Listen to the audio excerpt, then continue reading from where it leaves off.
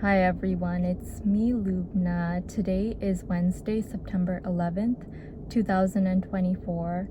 This video is dedicated to my beloved, and the topic of this video is going to be about cultivating a beautiful kingdom within oneself. So today I wanted to share another poem from this pocketbook of inspirational verse, which I've shared in several of my previous videos. And the poem that I wanted to share today is titled My Mind to Me a Kingdom Is by Sir Edward Dyer. And this is the first page of the poem. And I wanted to go ahead and read that aloud to you. So here it goes. My Mind to Me a Kingdom Is by Sir Edward Dyer. My mind to me a kingdom is, such present joys therein I find, that it excels all other bliss that earth affords or grows by kind. Though much I want which most would have, yet still my mind forbids to crave. No princely pomp, no wealthy store, no force to win the victory, no wily wit to salve a sore, no shape to feed a loving eye. To none of these I yield as thrall, for why? My mind doth serve for all. I see how plenty surfeits oft, and hasty climbers soon do fall. I see that those which are aloft, mishap doth threaten most of all. They get with toil, they keep with fear, such cares my mind could never bear. Content to live, this is my stay, I seek no more than may suffice. I press to bear no haughty sway. Look, what I lack my mind supplies. Lo, thus I triumph like a king, content with that my mind doth bring. Some have too much, yet still do crave. I little have and seek no more. They are but poor, though much they have, and I am rich with little store. They poor, I rich, they beg, I give. They lack, I leave, they pine, I live. I laugh not at another's loss, I grudge not at another's gain. No worldly waves my mind can toss, my state at one doth still remain. I fear no foe, I fawn no friend, I loathe not life, nor dread my end. Some weigh their pleasure by their lust, their wisdom by their rage of will. Their treasure is their only trust, a cloaked craft their store of skill. But all the pleasure that I find is to maintain a quiet mind.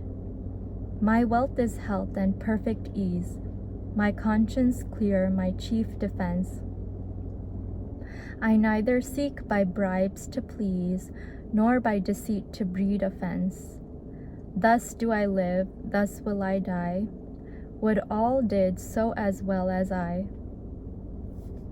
So that is the poem. I know that it was kind of long, but I really thought that it was very meaningful and conveys a very important message that we should all be open to hearing. And that message is that we shouldn't look outside of ourselves for fulfillment and happiness, but rather we should look within ourselves. And just as he conveyed in the poem, so many people are looking outside of themselves for happiness and fulfillment and meaning, and yet remain empty on the inside and remain unfulfilled and feel like there's always something missing.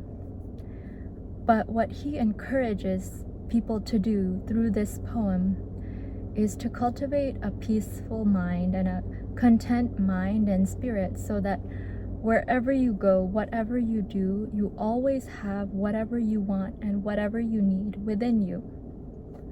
Now, obviously, we all need certain things to survive in this world and to maintain a secure standard of living. Like, we all need to eat, we need money to get food and a place to live, and means of transportation and things to fill our time, meaningful ways to fill our time, like having a job to do or people to take care of and people to love us and people that we can love. But beyond that, a lot of the things that we tend to seek that we feel like will bring us meaning are really superfluous. Like, think about the new gadget or the new car or the bigger house or the new clothes or the new jewelry that you want. Do you really need those things?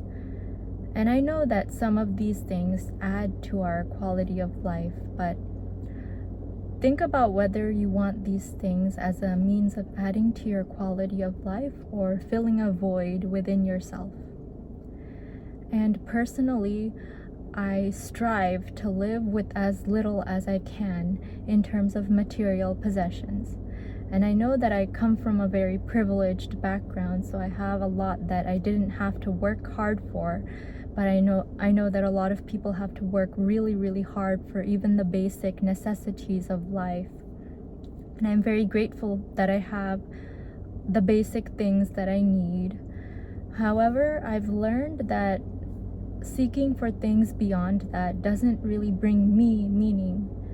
And what brings me meaning is making videos like this and daily challenging myself to think in different ways and to think outside of the box and to rummage through my mind for new ideas that I could share through my videos and for thoughts that I have on the things that I read, such as the poems in this book or the various novels or other types of literature that I read and share in my videos.